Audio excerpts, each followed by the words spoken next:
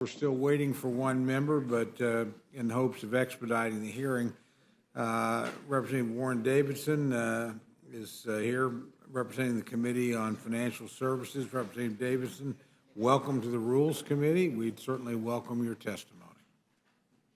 Thank you, Chairman. Thank you for all the Rules Committee members. I have a somewhat of an appreciation for the demands on time that it takes, and some of you guys are real gluttons for punishment because you continue to do it for many years, but it's obviously a very important committee to how we accomplish our work as a body. So with that, let me explain the bill before us, the Middle Class Borrower Protection Act. Earlier this month, Fannie Mae's home purchase sentiment index showed us that only 19% of consumers believe it's currently an excellent time to buy a home.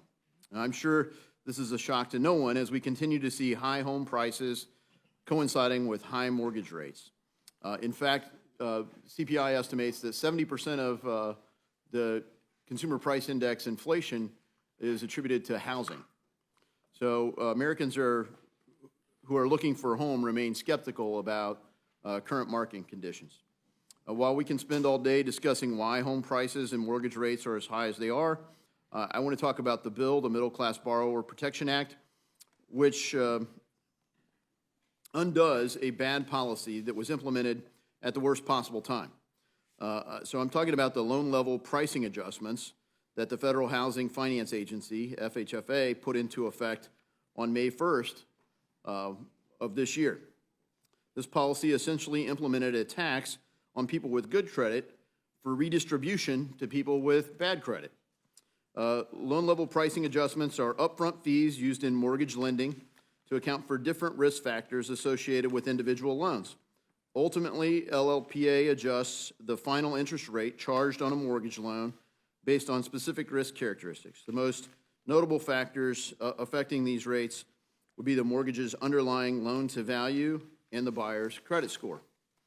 While fees may be necessary for Fannie and Freddie to raise capital and adequately hedge against credit risk, the adjustments announced by FHFA would disproportionately hurt individuals with credit scores of 680 or higher. So to put that in perspective, the average credit score is around 710. That threshold is important because nearly 19 out of 20 Americans have credit scores of 680 or above. Therefore, most Americans would be hurt by these new fees.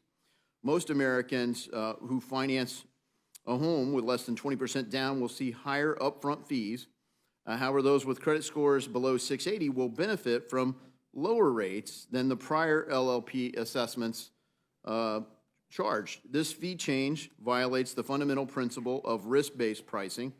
And, you know, the fundamental principle is that lower risk borrowers should pay lower prices than higher risk borrowers do for access to credit. And while that's still true if you take them in aggregate, it's not true of the new fees that were assessed. And that's what this bill undoes. It doesn't undo all LLPAs. It undoes the new fee that was assessed in this redistributive way. Most Americans who finance a home are financing with FHFA loans through Fannie or Freddie. And despite the FHFA's opaque approach to assessing this price adjustment, the results of their new policy speak for themselves. This bill would reinstate the old price levels that were in effect before May 1st, while also directing the Government Accounting Office to complete an independent study of the process and data used by FHFA to change the loan level price adjustment fees, including the impact of those changes on the safety and soundness of the GSEs, Fannie and Freddie, and then report to Congress within 1 year.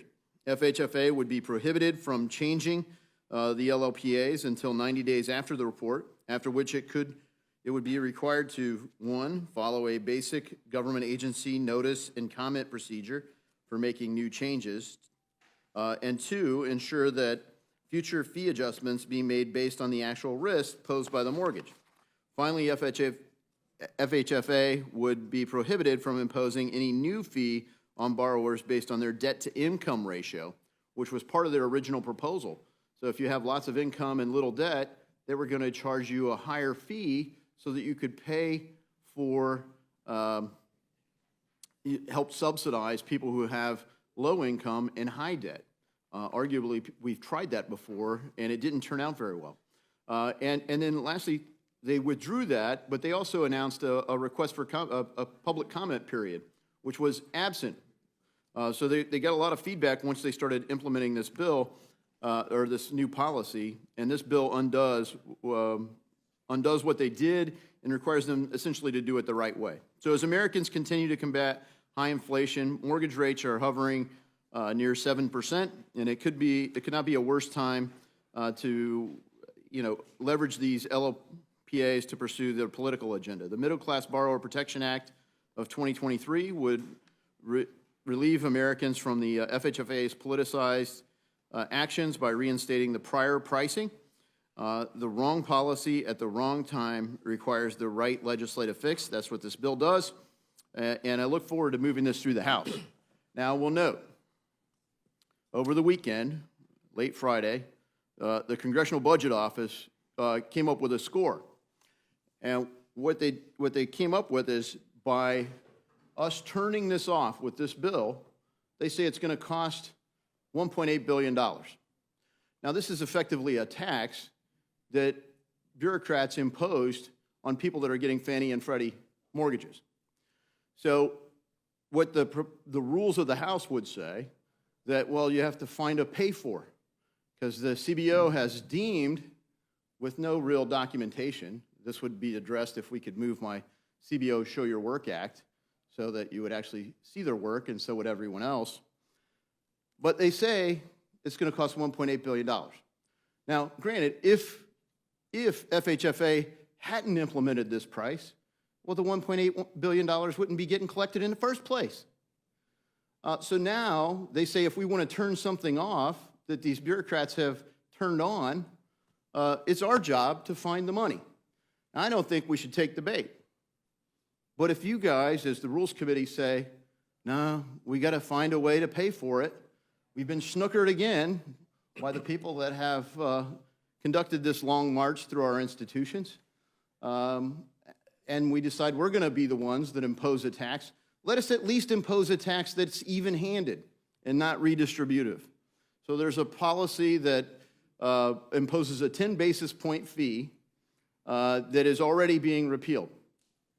And this just adds one more year to it. And so for collecting that 10 basis point fee on LLPAs, on GSE-originated loans, it would apply to every single person equally, 10%, 10 basis points, 0.1% extra for your loan.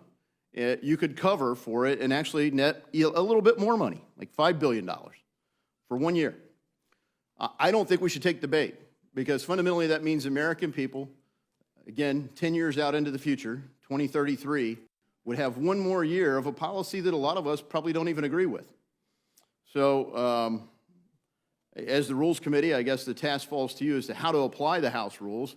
I found a pay for, but I don't think we should take the bait that somehow we have to come up with our own way to confiscate wealth from the American people that they weren't getting confiscated from just prior to this rule taking effect.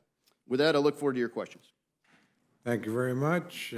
Ranking Member Waters, welcome to the Rules Committee. You're recognized for your testimony. Thank you, Chair Cole, and Ranking Member McGovern, and members of the committee for the opportunity to testify today on H.R. 3564.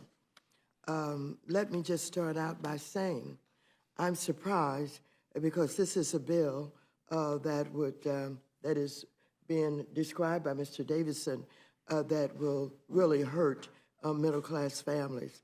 Let me try and go through this to clear up some of the information that I think Mr. Davidson has shared with you. Unfortunately, there's been a lot of misinformation about this bill, which is why I basically call it the MAGA Housing Scam Act. Republicans claim it will help middle-class families, when in reality, it would do just the opposite. Now, this issue is complicated, so I want to take some time to break down this bill, H.R. 3564, would cancel certain changes made by the Federal Housing Finance Agency, or FHFA. FHFA is the agency that regulates Fannie Mae and Freddie Mac, also known as the enterprises.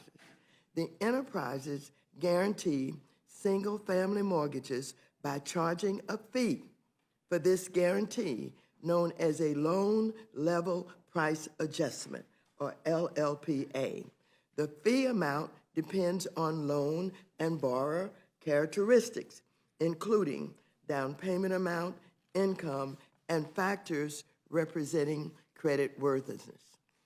The cost of LLPAs is ultimately added on to the home buyer's interest rates.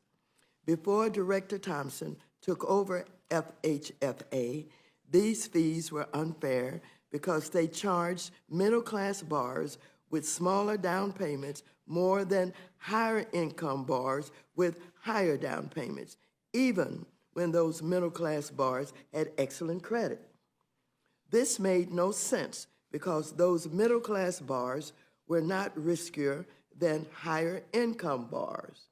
They already purchased private mortgage insurance, which is required when the borrower puts down less than 20% towards the home purchase.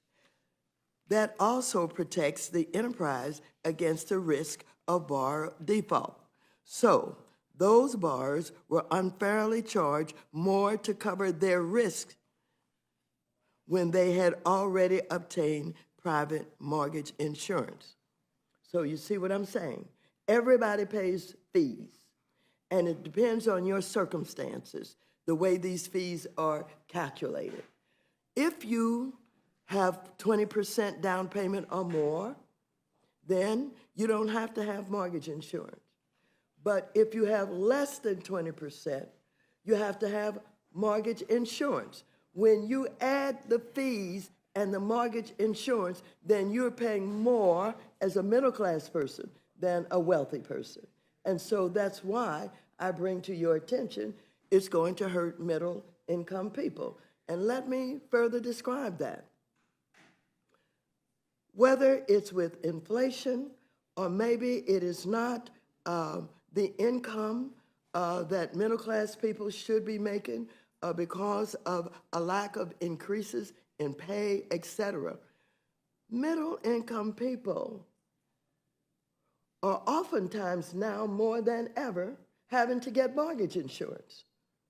They cannot afford to accumulate that 20%. Maybe at some point in time when there wasn't inflation or when, the prices, period, were not as high as they are now, or they were making adequate money or the income was adequate. But now middle-class people working have to have mortgage insurance because they can't afford to accumulate that 20%.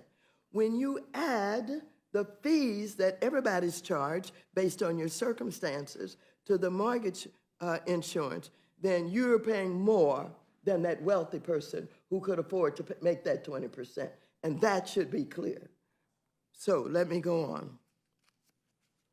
Director Thompson's recent changes corrected this inequity to ensure that middle-class home buyers who have worked hard to build their credit aren't charged higher fees, but because they aren't as rich as someone else. Unfortunately, you listen to Fox News, they launched a misinformation campaign claiming that FHFA was helping lower credit score borrowers at the expense of higher credit score borrowers. This is simply untrue.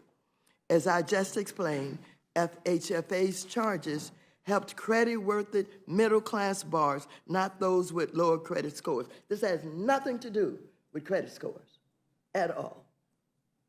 And so what Fox News was telling you and having you believe that somehow people with higher credit scores were paying more and it was offsetting or basically supporting people with lower credit scores has nothing to do with that at all. This is about fees that everybody pays based on your circumstances, the kind of loan that you're getting, and it's about mortgage insurance, nothing to do with the credit scores. And so, this is simply untrue what you're being told by some Republicans and by, Fox News. As I just explained, FHFA's changes help credit-worthy middle-class borrowers, not those with lower credit scores. And don't just take it from me. Take it from the witnesses that Republicans invited to testify on the issue. Former FHA Director Ed DeMarco stated these pricing changes are, quote, reasonably aligned with credit risk after accounting for the new capital framework and the cost of private mortgage insurance, quote, unquote. Let me be clear. By reversing FHA's recent fee changes, this bill would raise mortgage costs for middle-class borrowers, including for first-time, rural, and manufactured home buyers, and it would unfairly reduce fees for wealthy borrowers. This bill is a scam. I also want to put the size of LLPAs into context. This fee represents less than 1% of the overall cost of buying a home, and FHA's recent changes have a modest effect, a mere 0.5% on average for a 700 FICO credit score borrower who puts 40% down towards a $325,000 mortgage. Their monthly mortgage payment would be $2,500. This LLPA would also add $20, which is less than 1% of the total monthly payment. Like I said, this is a scam. Meanwhile, Republicans are doing absolutely nothing to address rising housing costs, which are a key driver of inflation. Where is the outrage over the fact that more than 500,000 people are homeless or on any given night? But Republicans aren't addressing this. Nationwide, there's a shortage of nearly 14 million housing units for rent and purchase, and I've not seen a single Republican-led bill to buy any housing to meet that demand. I'm also surprised that Republicans are moving a bill that strips the enterprises of capital. They have long called for the enterprises to build more capital. HFA's fee changes are designed to help build more capital, and so by reversing those changes, the enterprises would have less capital. Let's not forget, Republicans took our entire economy to the brink of catastrophe over the federal deficit, and now they're moving a bill that would add to it. The same way Republicans had no problem passing Trump's tax scam to benefit the wealthy, they have no problem passing this bill to pad the pockets of wealthy home buyers who always pay lower interest rates and less than home buyers with lower levels of wealth. In fact, according to a Congressional Budget Office estimate, this bill will cost $1.8 billion in lost revenue to the enterprises. In order to offset this lost revenue, Republicans have proposed an amendment to pay for the cost of this bill that would increase the net price of homeownership by $3 billion over 10 years. Now, this business of pay for, this is a Republican advocacy. Pay for. Don't propose anything that's going to cost more money that you're not able to find the money to pay for it. And you're saying, ignore it.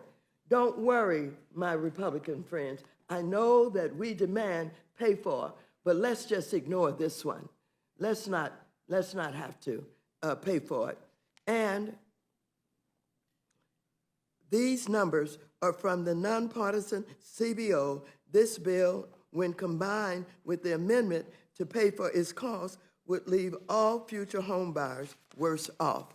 So I'm disappointed that Republicans are choosing to peddle untruths and amplify misinformation about helping middle-class borrowers. I'm not surprised when they're led to believe this by their leadership or by even the former President of the United States.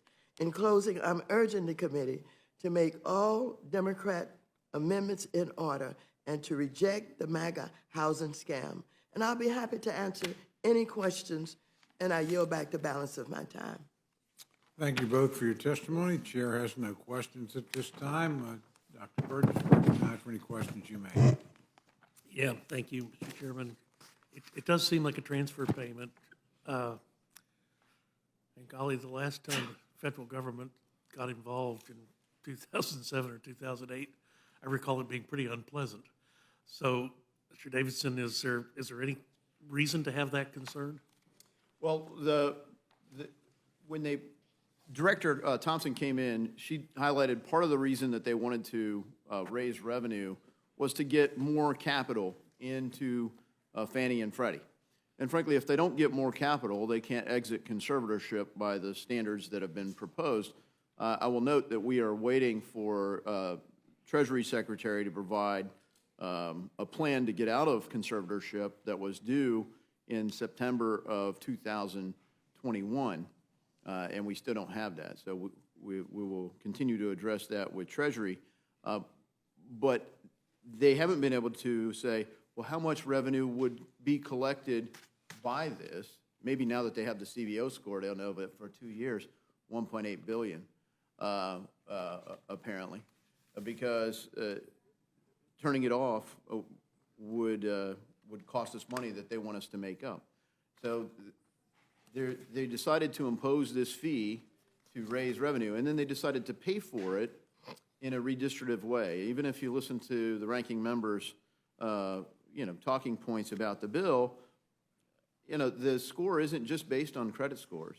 It is based on the loan-to-value ratio. And essentially, she's upset that people who have more equity in the house would have less risk.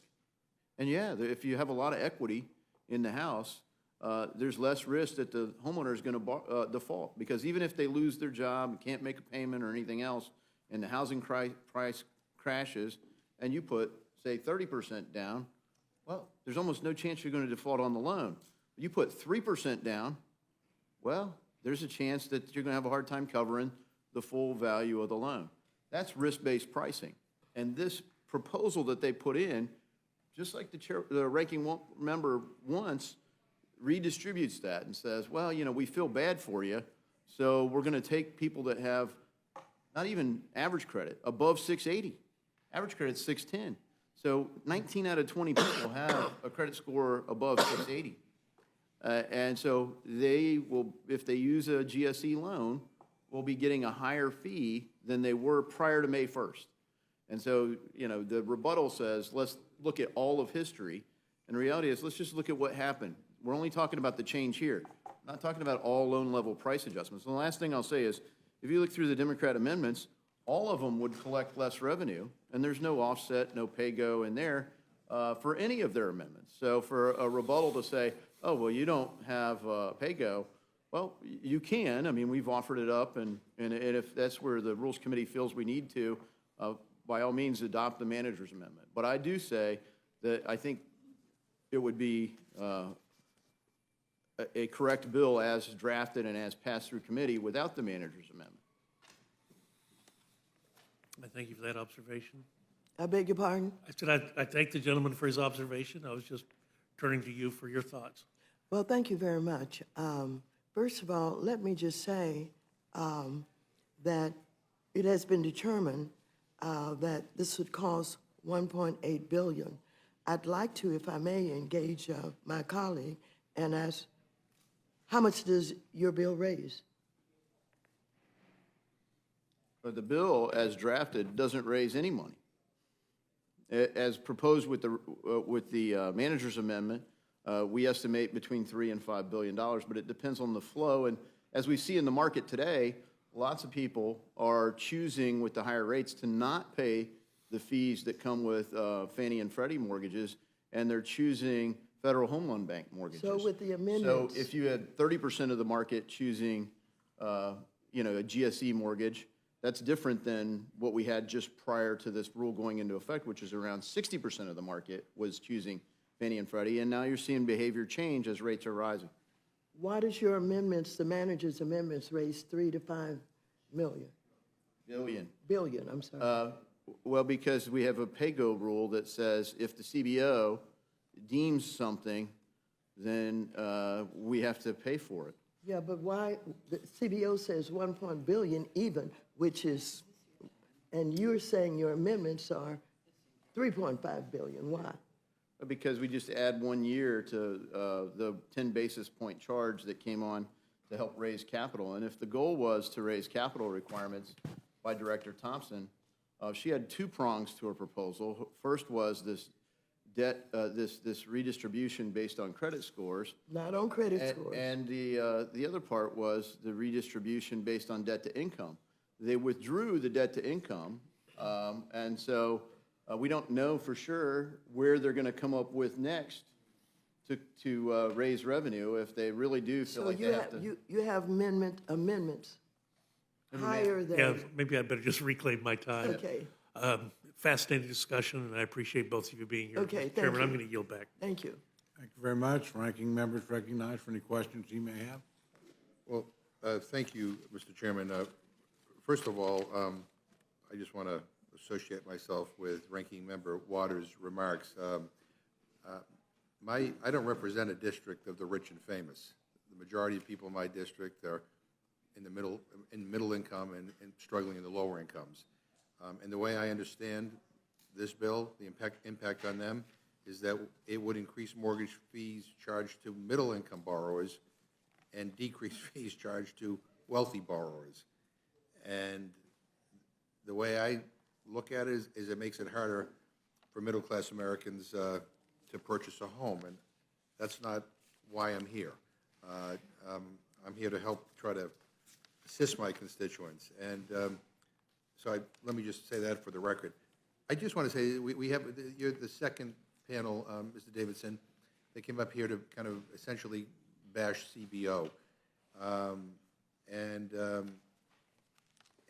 I guess I now understand why you and the person on the previous panel would want to bash the hardworking, nonpartisan experts at CBO, because I think they just keep on giving you bad news, but they give you accurate news. And I mean, this bill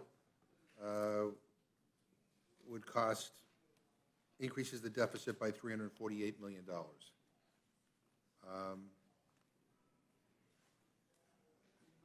No, I'm sorry. This bill would increase it by $1.8 billion. I'm sorry. The previous bill that we had would increase the deficit by $348 million. H.R. 1, which you guys brought up, the Lower Energy Costs Act, would increase the deficit by $0.4 billion. H.R. 2, the Secure the Borders Act of 2023, would increase the deficit by $6.1 billion. H.R. 23, the Family and Small Business Taxpayer Protection Act, would increase the deficit by about $114 million. The bill we did on guns last week would increase the deficit by $506 million. You guys like to spend and don't really care about the impact on our deficit when it's on things that you like, but you pick and choose when it's spending on things that that help people. You all complain, and I just pointed out because we just went through this ordeal where some of your members kind of revolted and insisted that we come up with this deal in order to increase the debt ceiling, as if somehow spending is so out of control and you need to control it.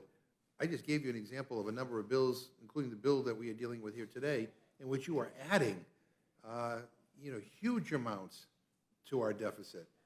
And I want it to be part of the public record because I think there's an inconsistency and even a hypocrisy here with, on one hand, saying, the deficit is out of control, and then we go down this road where we're being asked to ignore the deficit as if it somehow doesn't matter. I just think there's a, there's an irony here. Yeah, happy to yield. This bill doesn't add anything to the United States government's deficit. It doesn't collect revenue that would go to Fannie and Freddie. CBO, So that is not what the scores it. CBO said, that the score goes to the money that is collected by the GSEs, Fannie and Freddie. This isn't going to pay down the debt. It isn't going to service the interest. It's not going to do a damn thing except go to Fannie and Freddie, unless somehow FHFA continues to do what they've done, which is siphon the profit off of the GSEs, which they confiscated and nationalized and took away the equity that was there, and then fund their own operations out of it instead of letting them build capital so that they can exit conservatorship.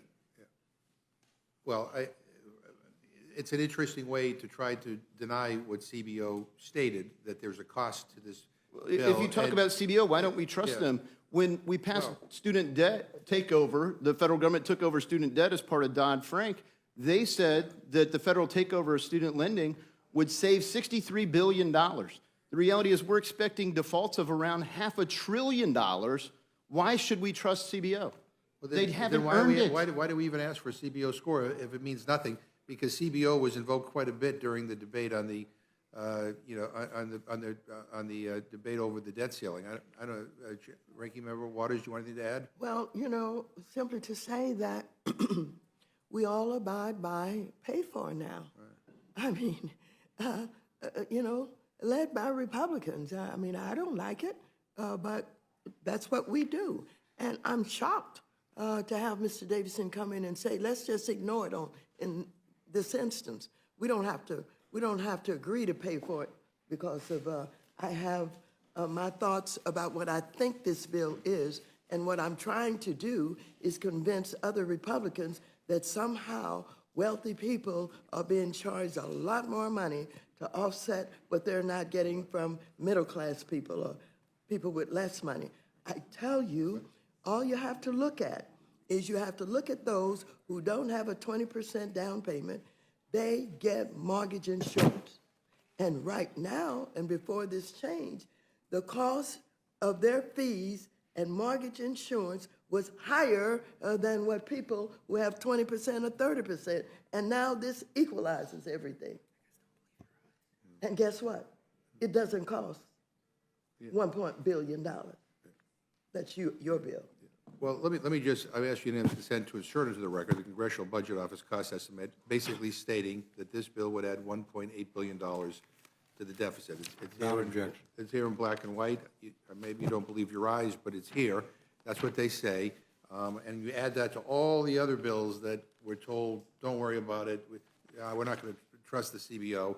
And then it's just then hard to then take my friend seriously when they say, when they use the deficit and the debt as a justification to cut programs that help the poorest and the most vulnerable in this country. There's just something fundamentally wrong with that.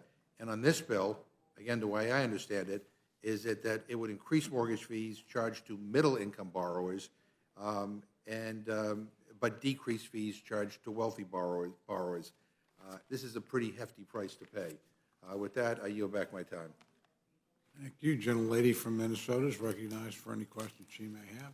Thank you, Mr. Chair, and I guess I would just like to say that, everybody's talking about this $1.8 billion. I think what we need to point out is this would save home buyers $1.8 billion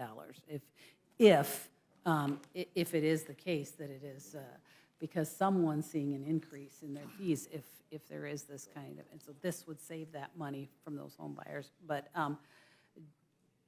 I guess I'm just wondering, Chairman Davidson, if these changes, from a lender's perspective, because, we got to think about that,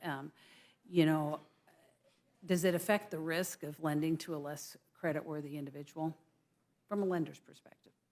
Yeah, I think that when you look at the concerns that were in the market, the ones that they really had concerns about were the debt-to-income ratio, because that clearly affects lower-income borrowers. The reality is, this you don't even really know what the income level is based off of this, because you can have people who getting by paycheck to paycheck, and they're responsible. They're low-income borrowers, way below the median, but they paid their bills on time, and they live on less than they really need to get by. They just meet their needs, and that's it. So they have great credit scores. You know, you have people that have low income and 800 credit scores. On the other side, you could have people that have lots of income, and because they can afford to be somewhat irresponsible because they got a lot of income, they got a lot of cash in the bank, they might not pay their bills on time. There might be all kinds of irresponsible behavior, and they wind up with terrible credit scores. So this bill, or this rule that FHFA implemented based on credit scores really doesn't go to income at all. It is tied to the amount of money that you put down on the home, and to the extent it is, it does the exact wrong thing, is it subsidizes people who have low down payments who would inherently be at more risk of default, and it penalizes people who put bigger down payments down to help subsidize the people with lower down payments. And so there is still, you know, a certain amount of risk There's a involved. there is a greater risk. Now, you know, to some extent, this redistributes that risk, you know, but it is non-market, you know, activity, and it creates economic distortions in the marketplace as well. But I think what we're doing is we're actually increasing the cost of credit across the spectrum by going through with this change. And it looks like you agree with that, and so I appreciate that, and with that, I yield back. Thank you. Gentlelady from Pennsylvania is recognized for any questions she may have. Thank you. So we're talking about Fannie Mae and Freddie Mac and the fees they provide, and as I understand it, they were established to provide liquidity for the single and multifamily mortgage markets, not for the investment mortgage market or the second home mortgage market. So I'm a little concerned that what we're talking about here is rescinding rules that would help single families and families actually purchase their homes. But Ranking Member Waters, could you comment generally, just helping us to clear up Well, what this actually does? I'd like to give a clear definition of what loan level price adjustments are, or LLPAs, also known as upfront fees. The enterprises generate capital by charging lenders fees on mortgages that they purchase. These fees are referred to as guarantee fees, which include both upfront fees, often referred to as loan level price adjustments, and ongoing fees. Okay, let's go to when were the LLPAs created and how is the fee level determined? FHFA first implemented LLPAs in 2008 in order to help the enterprises raise more capital. LLPAs are charged to lenders by the enterprises for each loan that they purchase and are passed on to borrowers as part of the cost of originating enterprise-backed mortgages. These fees are charged based on the loan type and characteristics of a borrower's credit profile, such as loan-to-value, that is LTV ratios. Question: what are the effects of LLPAs on borrowers? For the last decade, LLPAs resulted in lower wealth and lower income home buyers being charged more for a mortgage than wealthier home income buyers. Director Thompson's changes undo this inequity by eliminating subsidies long applied to wealthier borrowers at the expense of borrowers with lower wealth. And so, again, I tell you where the higher charges came from, and I'll reiterate. When you are evaluated, and everybody pays according to their circumstance and kind of loan and everything that goes into that. When you don't have 20%, as a lot of our middle-income people don't have anymore, you have to have mortgage insurance. But you still got to pay your fees that have been determined. And so when you put that fee from the mortgage insurance on top of the fees that everybody have to pay based on their circumstances, you're paying more than the people who may have had more money down when they paid, and this equalizes everything. I think on that we agree. It is redistributive, and No, I it's understand you like it, and No. we don't. Just it's not. reclaiming my time. There's no question here that folks who are lower income homeowners, these are still people who are creditworthy, correct? They're credit worthy. So that's why I started out by saying, this hasn't anything to do with credit scores. Okay. They are credit worthy. They just don't have 20% down. Okay. And then they have to get mortgage insurance on top of the fees that everybody have to pay. And so that means that they're paying more than, the wealthiest people who had 20% or 25% payment down. That's all it is.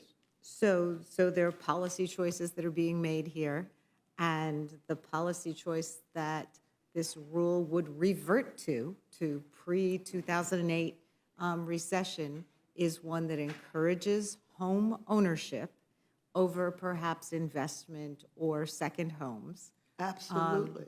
So it's not subsidizing No, wealth. no. It's Okay. so that it is not subsidizing wealth. Yeah. Okay, that does seem to be a consistent theme in the bills we've seen here. When there has been a cost to the federal government, the bills that we're seeing the House majority bring forward consistently provide for corporate welfare, tax breaks for rich individuals, et cetera, and we just have a fundamental disagreement about where those policy breaks should occur. Thank you. I yield back. Thank you. Thank you. Gentleman from South Carolina is recognized for any questions he may have. Thank you, Mr. Chairman. Ms. Waters, let me just tell you, one, I think you first addressed the fact that affordable housing, we hadn't addressed it, or it's somebody's fault. You know why housing is not affordable now? There are no battery-powered dump trucks. There are no battery-powered airplanes to fly people back and forth. Gasoline, fossil fuels are still the rule of the day in America. You're not going to get rid of oil and natural gas. The supply chain for getting materials to the job site, it's just not there. I can't get meters for housing. We've canceled more housing projects or developments because you can't get stuff. Time is money. And then you keep saying middle class, rich, middle class. I know a lot of people, if you look at their balance sheet, if you look at their net income, they choose to pay mortgage guarantee insurance because they have their equity tied up in other projects. So they choose to pay the mortgage guarantee insurance. It's risk-based.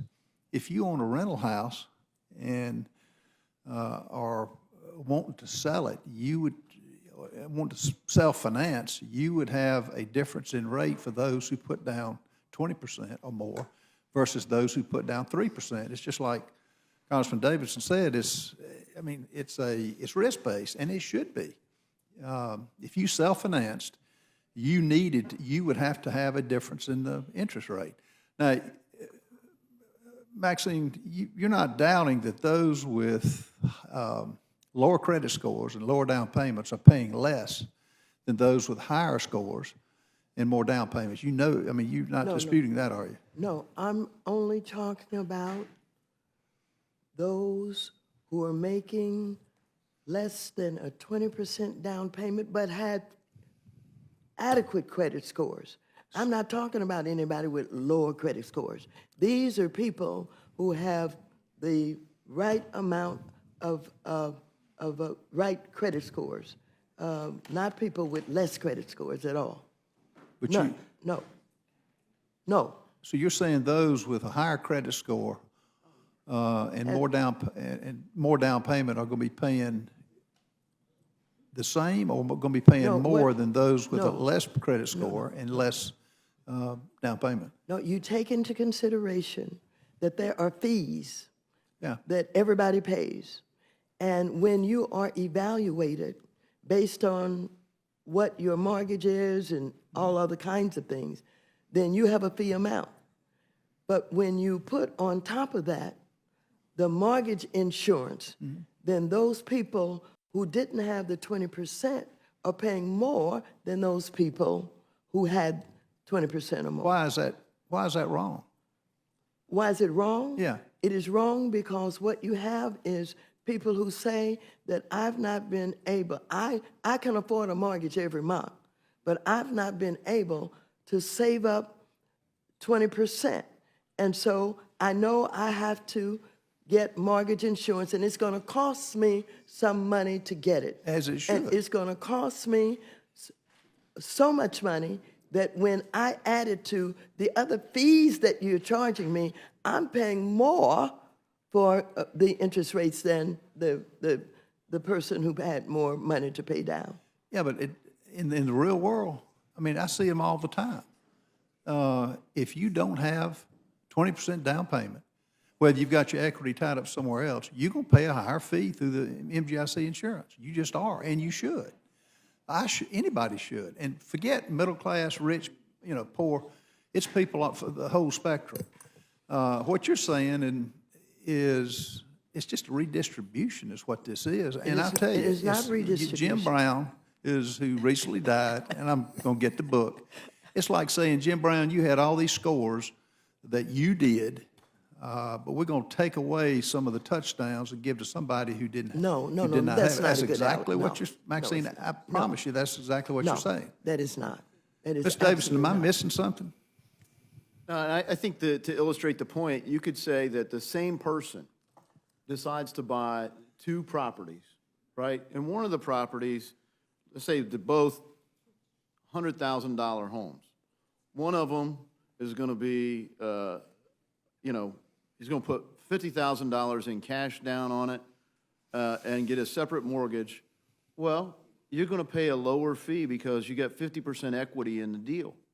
The other one, he just puts the minimum down, 3%. And if you look at the table that we submitted in here as part of this, if you're only putting 3% down, you do have to buy mortgage insurance, right? Because you should. The risk of the default, even for somebody who's multimillionaire, on the property that's got $100,000 mortgage in it and only $3,000 down payment, you owe $97,000 on a $100,000 house, your risk of that mortgage is much higher than your risk on a $50,000 mortgage on another $100,000 property. Same borrower, same person, two different properties, they have different risk, and they should be priced differently. Has nothing to do with the income of the person, but the way that they created this table, it is also tied to your credit score. And that is the other part that's redistributive. It is bad policy. It wasn't well thought out. And our bill simply says, go back and think about it the right way. And we give GAO the mandate to go and do a study. And so then you have to do the rule notice.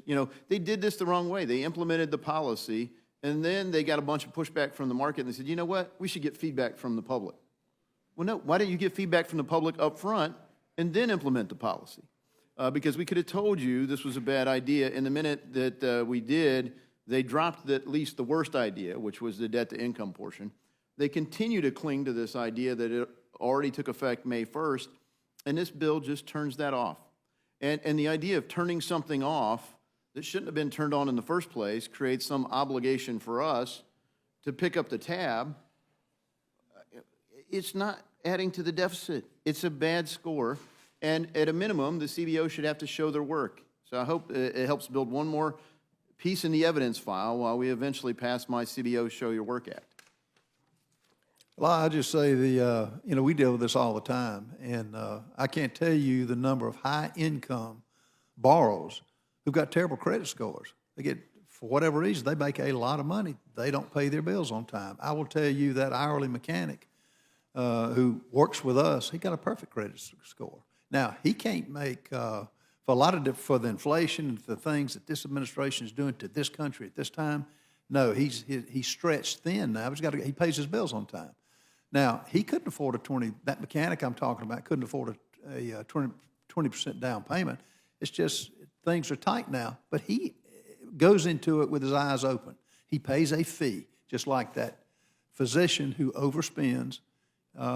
If with a terrible credit score, he's going to have to pay a higher fee. There's no difference in credit card fees. 36% credit card fees are there because it's risk-based, and you don't have a mortgage. You don't sign a mortgage on a credit card. You walk away.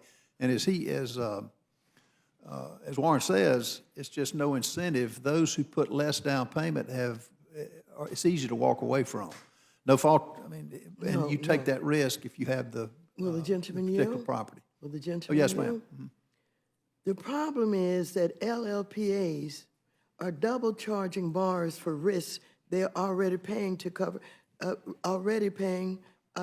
with the mortgage insurance. Don't forget the fees that you pay. I get that. Takes in consideration risk, Give me an example. okay? You walk me through an example of what you're talking about that's unfair. Show me two scenarios. Well, there are a whole list of fees. Let me see They're 'em. going to do. We have a list of fees? No, I'm not talking about, I know the fees. Yeah. I'm talking about, give me two borrowers. But, Give me, no. But this, you have to take into consideration. When you are, here's some factors that determine the LLPA fee amount. Now, everybody has to pay these fees, right? And they take into consideration a lot of things. The purpose of the loan, such as to buy a condo or an investment property. get that. Loan features, such as a fixed-rate mortgage, borrower characteristics, everything. Amount of down payment, credit score, whether the borrower received housing counseling, first-time home buyer. All of this stuff is in the fees that are charged. And so when you don't have 20% down, you still are being judged in these fees because there's some risk that they have calculated and they have determined. So you're paying for the risk in the fees as they're calculated. And then on top of that, you have to have the mortgage insurance. And that means that you're paying more for your mortgage than the person who paid, 20% down. It's equity. It's equalizing. It's redistribution. Now, look. Maxine, is redistribution's all you're talking about. Just a moment. No, redistribution is a $180 billion bill that taxpayers are going to have to foot the cost of. Listen, even if you don't like the way it works, even if you don't think it should work that way, I don't believe that you shouldn't have to pay for it if that's what you're going to do. And it's not 180 billion that's determined. It's 300 plus billion that Mr. Davis. Do you believe that that's fair? I don't think you do. Maxine. You don't want to increase the debt. Okay, on the debt part of it and on who, let's get the examples you gave me. Or you didn't really give me two examples of what's fair and what's unfair to walk me through a scenario. I get the MGIC insurance. I get the difference and I will tell you this, if you had a house, and I'm sure you own rental property, you would charge a different, if you were self-financing, you would charge a different fee, we'll call it mortgage guarantee insurance or whatever, for those. Okay, go ahead. For those who have a less credit score than those who have a higher credit score, to protect your interest that you have worked hard to afford. And all I'm saying is, this is nothing but redistribution of penalizing those with a good credit score and subsidizing those who, for whatever reason, have a less credit score. It's just like the example I gave you. Jim Brown taking his record away and giving it to somebody because, for whatever reason, they couldn't do what he did. Look, you're a lover of Jim Brown's, and you'll use Jim Brown as an excuse for everything. Because you got his book. We talk about this all the time. But I'm sorry, I said 180 billion, and they reminded me that it's 1.8 billion. But it's still 1.8 billion. Kind of a lot of money. With your amendments, how much is it? I have no amendments. We have a manager's amendment, but the manager's amendments that amendment. Democrats have proposed Manager's amendment. don't just deal with this, they deal with the whole idea of loan level price agreements. And I think your proposal is interesting to waive LLPAs for the amendment you've proposed to the bill for people who are first-time home buyers. Interesting. It would save them some money. It would come at expense of the safety and soundness of Fannie and Freddie, but it's not the same as hitting the budget deficit. It would be funded by Fannie and Freddie. It would increase risk. That's the amendment that you've proposed. There's no pay-for proposed in your amendment, but it would eliminate not just the new fees that are proposed by and implemented by Director Thompson. It would eliminate all LLPAs. No, This is your proposal. Reclaiming my time. no, that's not, okay, reclaiming your time. Maxine, I'd love to see, again, a breakdown. You tell me, use whatever number of price for the house. You give me 2 breakdowns, and you tell me what's so fair about both of them, and I'll be glad to have this debate offline. I don't want to take any more time, but this is none other than redistribution of wealth. And you're talking about a product. Housing, so goes the economy, so goes housing, because you've got over 200 different, you affect over 200 different areas that makes this a serious issue. And it's already hurting right now all across this country. I yield back. Thank you. Gentlelady from New Mexico is recognized for whatever questions she may have. Thank you so much, Chair. And, you know, housing is really a major issue across this country. I have a very large rural district, and there's nowhere that I go that I don't run into people who want to be able to buy a home. And indeed, I worked for several decades with housing organizations to make sure that people could buy a home. Because we know, right, ranking member Waters, that buying a home is one of the best ways to get into the middle class, to pass on wealth to your children. And it's so essential, but right now we have some of the lowest home ownership rates in the country, and especially when we're talking about Latinos and people of color, right? And rural people. I mean, my folks are not able to buy a home. When do they need help? They need help when they are paying when they are paying for that mortgage, right? At closing. And at closing is where they have these fees. That's right, Right? that's right. And what you have just described to us is that if you have to pay double for the fact that you don't have 20% down, it's working against you. That's right. It sounds to me pretty simple. So I haven't figured out the math yet, but it would be something like this. If somebody had $100,000, let's use an easy money, they're going to spend $20,000 down.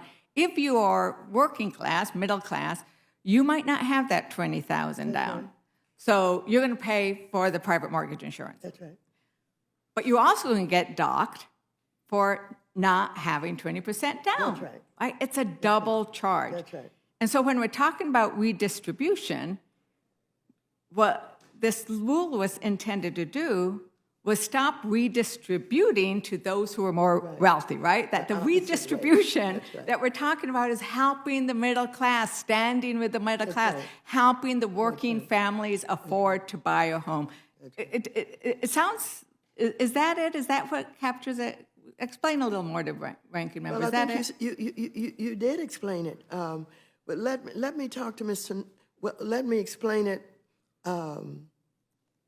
Well, you explained it quite well.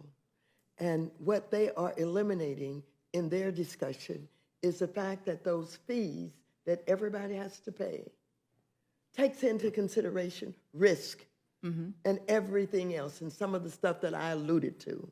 When you pay the fees that you're being charged on top of the mortgage insurance, you who were not able to pay the 20% down are paying more than the person who happened to be able to pay 20% down.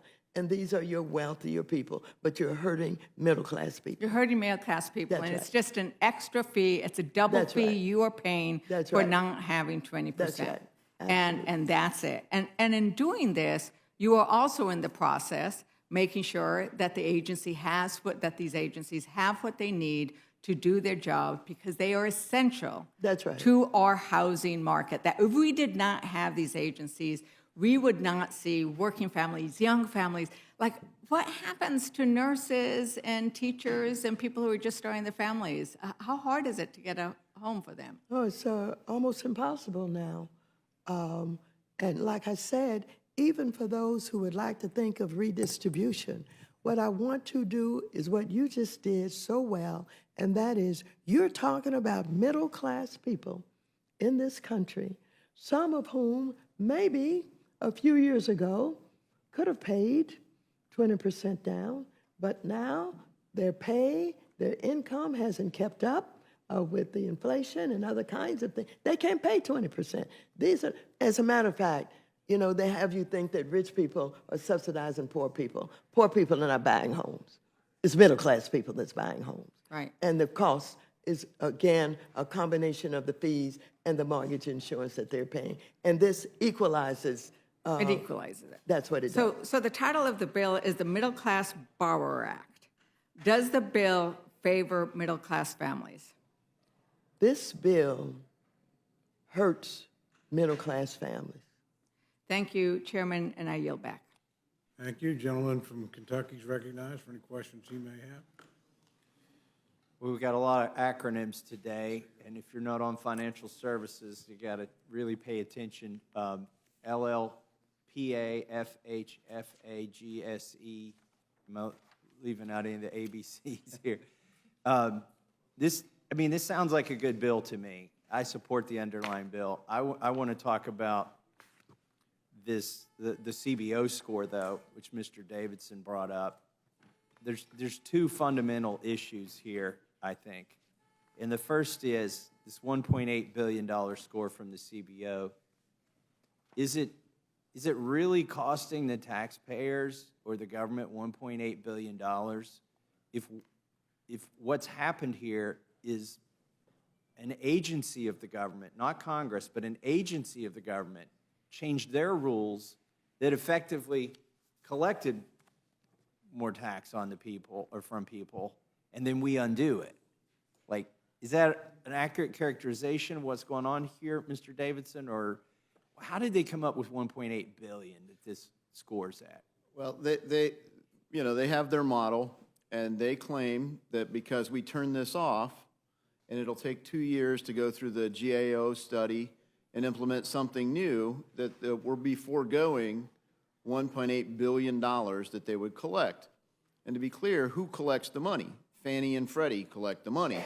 Now, the only way it hurts the Treasury is if FHFA plans to not let Fannie and Freddie, because as their conservator, much like Britney Spears' conservator, wouldn't let Britney Spears have her own money at times, they would keep it for themselves or put it in to other uses. FHFA gets to decide which money gets to be retained earnings for the entities that they really confiscated back in 08-09. They wiped out the equity of it. They took it over. The conservatorship for Fannie and Freddie's gone on longer than Britney Spears' conservatorship did.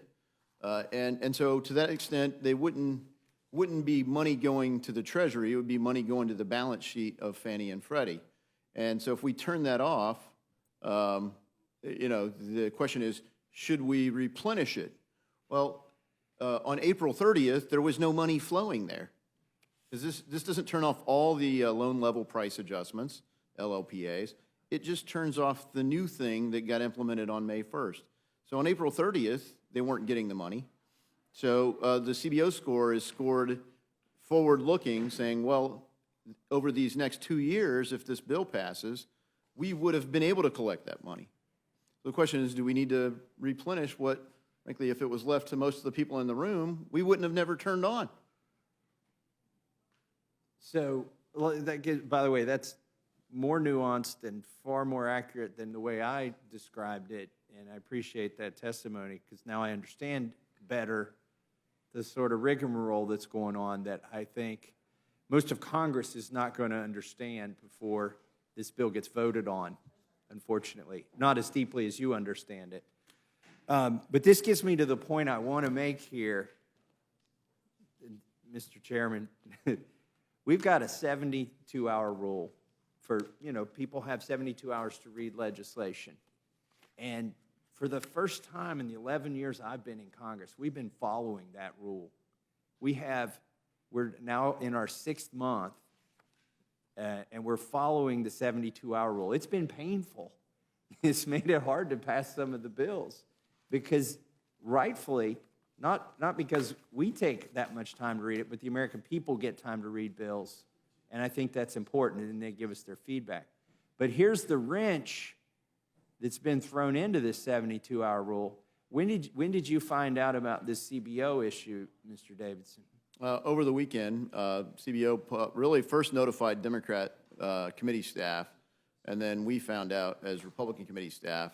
So over the weekend, we had to say, well, what are we going to find as a pay-for So we scrambled and found something that we could say, well, this is supposed to get turned off. We could just turn it off a year later, and it'll collect more than enough to pay for this. Which gets me to the Phantom point revenue. that this pay for, that's legislation that affects the budget that wasn't in the original bill. Is that correct? Correct. The proposed manager's amendment didn't really go through committee. Just like the other amendments that are proposed, they weren't offered, even though most of the members proposed here, actually, I think all of the members who are offering amendments to this bill were on committee. And so they're offering amendments here. They weren't part of the bill. They weren't part of the markup. The manager's amendment also wasn't part of the markup, but it's meant to address what happened subsequently, which is the CBO score.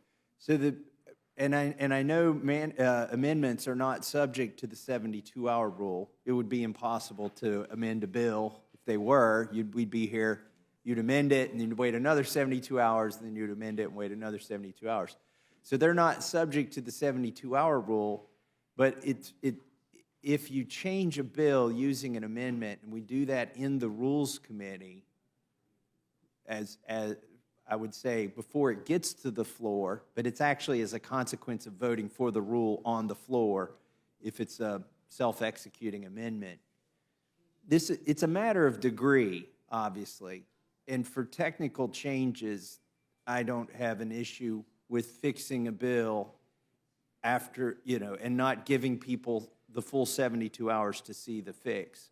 But once you start getting into things like how do we patch a $1.8 billion problem that CBO created over the weekend, and I would say created because I don't necessarily agree with the way they came up with this score, that's the thing that I'm wrestling with right now is it right for us to change this bill with less than 72 hours to see it in a way that makes it more amenable to the budget folks?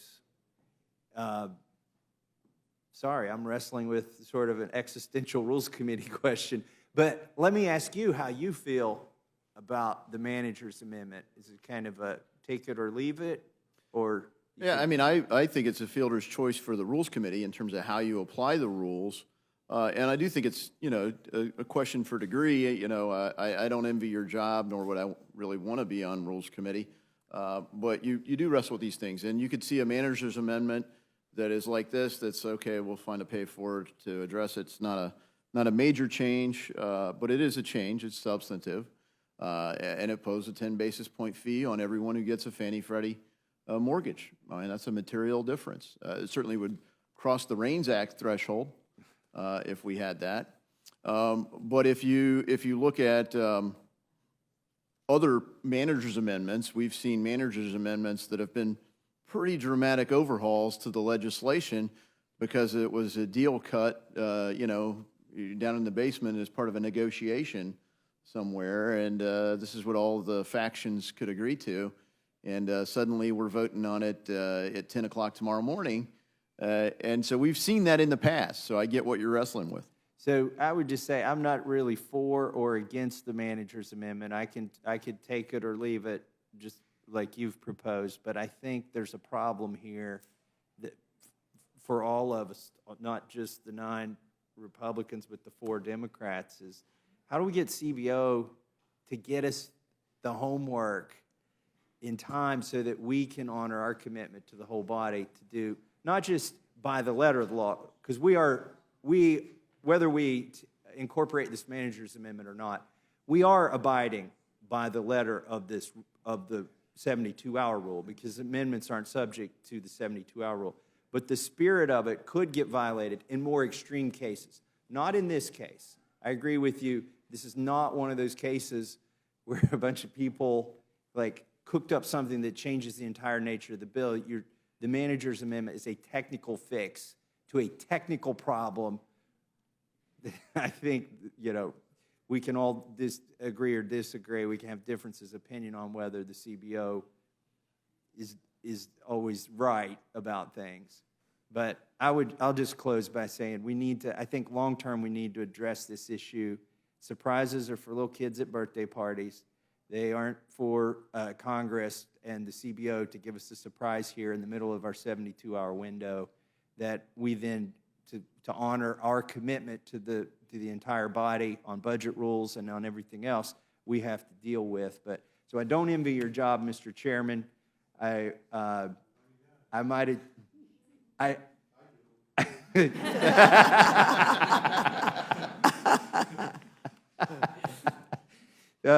and with that, I will yield back, and I'll trust the chairman to solve this problem today and long-term. Thank you very much. The gentleman from Colorado is recognized for any questions he may have. Thank you, gentlemen. Are there any other questions for this panel? Seeing none, I thank the witnesses for their testimony and their patience, and you're both excused. Is there anyone else seeking to testify on H 3799, HRes 461, or HR 3564? Seeing none, this closes the hearing. Without objection, the committee stands in recess subject to the call of the chair. I will advise you, we hope to have the rule done before the end of the first vote, so I wouldn't go very far. I would also tell you there is pretty decent Italian food, and you are welcome to come join us if you care to.